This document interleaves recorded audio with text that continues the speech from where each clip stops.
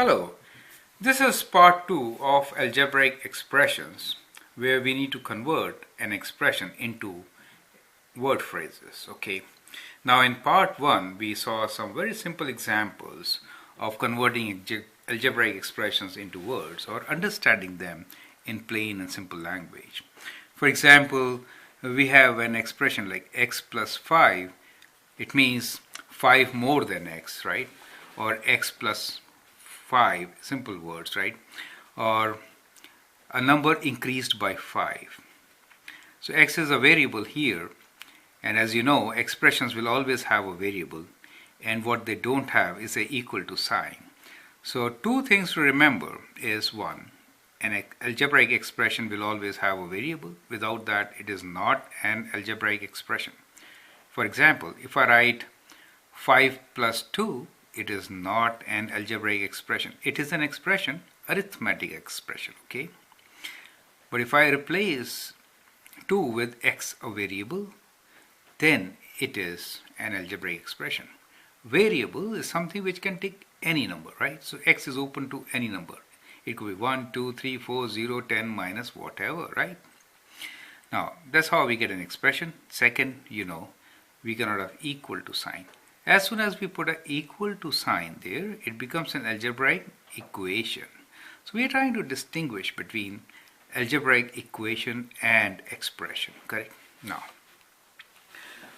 this expression can mean many different things. Similarly, if I write x minus 7, right, it means you have to take away 7 from x or 7 less than x.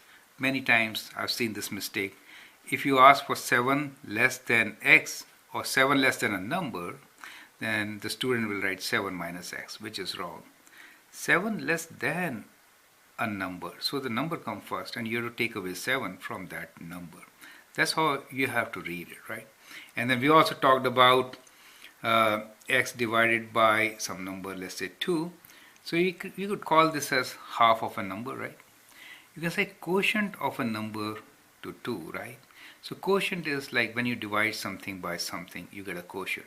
For example, 10 divided by 2 is 5, and 5 is the quotient of 10 over 2, or 10 divided by 2. So in general, we call this kind of a division as quotient, okay? So quotient is a relation where we have some numerator and a denominator, correct? We also learned that if I write 2x, it means 2 times x. I necessarily do not have to write like 3 times x. I don't have to write. If I write without any operator here, it means multiplication. At times I may write like 5 dot x. This also means 5 times x. But if I write 5x as I've written 2x, then means multiplication for us. Correct? So we have seen all these things already, and we did go into some more details. Saying like if we could have a function like 2x minus 5. So 2 times a number, take away 5, or 5 less than 2 times a number. So we could go like those, right? Now here in part 2, I would like you to understand how algebraic expressions can be complicated, right? So we'll slowly introduce you to some more concepts of writing algebraic expressions. So the first one for us here is reciprocal of a number. Okay, how to represent a reciprocal? So reciprocal of a number is something like this. If I write 2, then reciprocal of 2 is 1 over 2. Think like we flip numerator and denominator. Like 2 is like 2 over 1, and we flip it and we get 1 over 2. Similarly, if I write 1 over 3, reciprocal of 1 over 3 is 3, right? Think it is like this. And if I write, let's say 4 over 5, then the reciprocal of this number is 5 over 4. In general, in algebraic expressions, if I write a number as x, then the reciprocal of x should be what? It should be 1 over x, correct? So that's the definition of reciprocal. And of course, when we are having reciprocal, then x is never equal to 0. Since we cannot divide this number by 0, right? 1 over 0 is undefined. So when we talk about reciprocals, then we should keep in mind that x cannot be 0. So So that is one thing like reciprocal. And let me give you some equations. I should not use the word equations. We are doing algebraic expressions. Let me give you some expressions which involve reciprocal. For example, if I say reciprocal of a number, I can write 1 over x. Is that okay? So 1 over x means reciprocal of a number, right?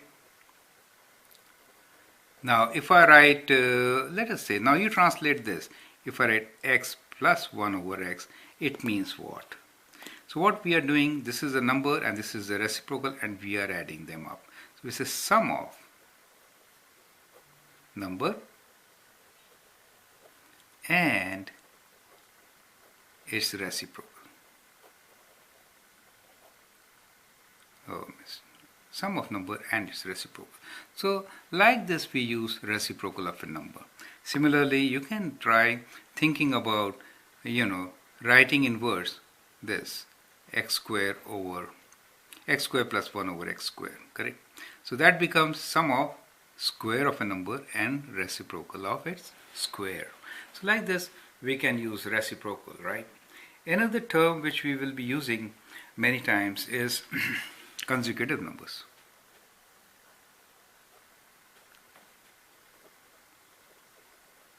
Consecutive numbers are numbers which come together. For example, if I write 3, 4, then 3 and 4 are consecutive numbers. So a number which comes after, or we can consider a number coming before. So in general, if I write two consecutive numbers, then one number should be what? One number is x in general, the other will be x plus 1. Is that okay? X and x plus 1 are two consecutive numbers. If I write an expression x plus 1, what does it mean? It means sum of consecutive numbers. Do you understand? On the other hand, if I write x dot x plus 1, it means product of consecutive numbers. Do you understand? How about this? If I write x times x plus 2, in that what has happened? So think like this. We had 3, 4 and 5, right? So from 3 we get 5. So it becomes two odd numbers. Or if we start with 2, then it becomes two even numbers. Do you understand? So if we skip a number, then either we are traveling on even numbers or on odd numbers, right? So this expression could be product of two consecutive even numbers or product of two consecutive odd numbers, depending on what x is. If x is even, then it is product of two even numbers. If x is odd, then it is product of two odd numbers, because we skipped. Do you understand? Now, for you as an exercise, you should write what does this mean? X square plus x plus 2 whole square. Correct? So, take this as an exercise for you. Correct. So, one more thing which I want to introduce you in this part 2 of algebraic expression is percent. Percent is extremely important and useful in maths, right? Even otherwise in daily life. Like you go for shopping, correct? You find something on a deal, they say 25% off. So how do you write 25% of a number? So 25% of a number is kind of like this. 25 over 100, off means times of a number. So we will say that number is sales price, S, okay? So 25% of sales, correct? Now 25%, if you divide 25 by 100, you get 0.25 S. So it is representing 25% of sales. So this is how we see percent, correct? If I write this expression, let's say x plus 0.25x, so what will that mean? Tell me now. That means 25% more than the number. Do you see that? So number plus 25% of its value. Do you understand?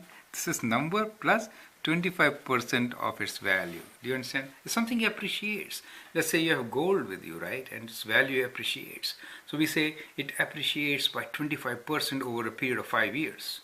Then you can write this as x plus 0.25x. That's the value after 5 years, kind of, right?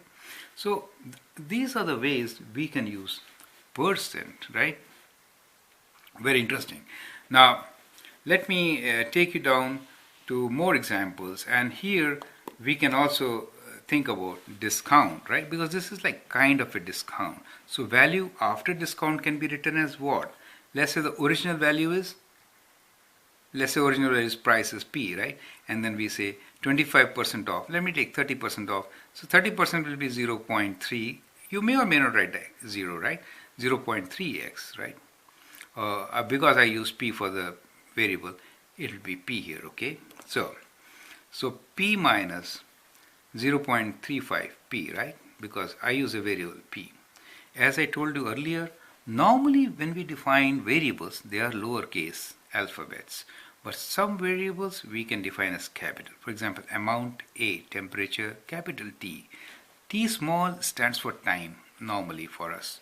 And likewise, we can have many variables which are capital. Area A, volume V, surface area capital S. For sales, you have been seeing that I'm using S. For revenue, R capital. For cost, C capital. So there are some variables where we use capital letters also, correct? Now, after all this, I want to combine few terms and give you as an exercise. It'll be great if you could answer those questions, right?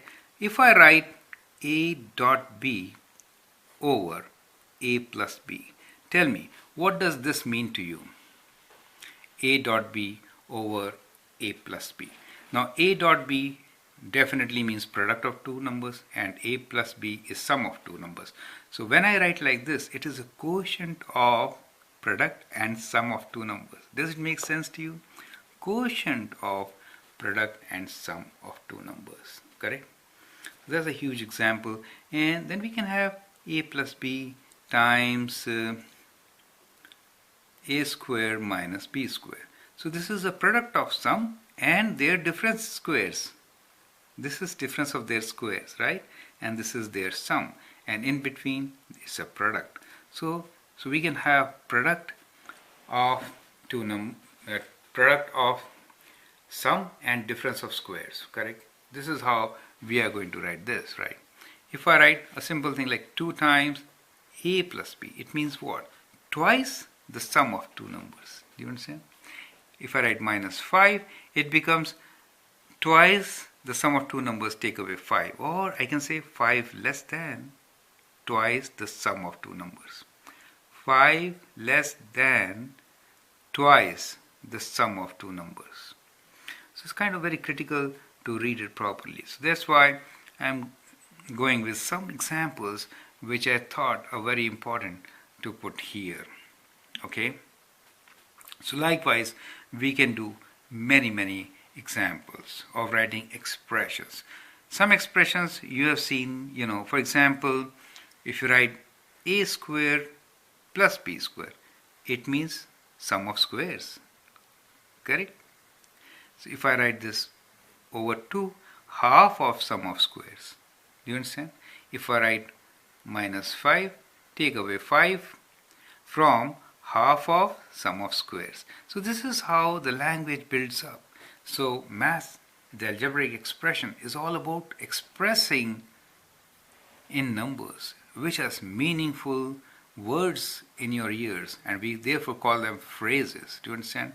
So all these actually translate to meaningful phrases. And reverse is also true.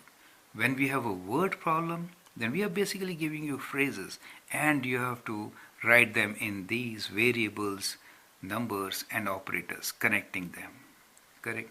So that's what I wanted to tell you today about importance of algebraic expressions and their relation with words and phrases. I hope you appreciate some more new terms which I have introduced here: reciprocal, consecutive numbers and percent.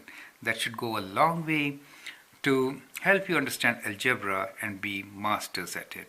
Algebra, as you know, is the most important part of our math, right?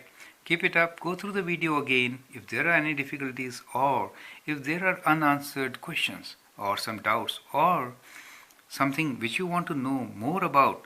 Do let me know, put your comments, and I'll be more than happy to answer those questions. Fine, thank you.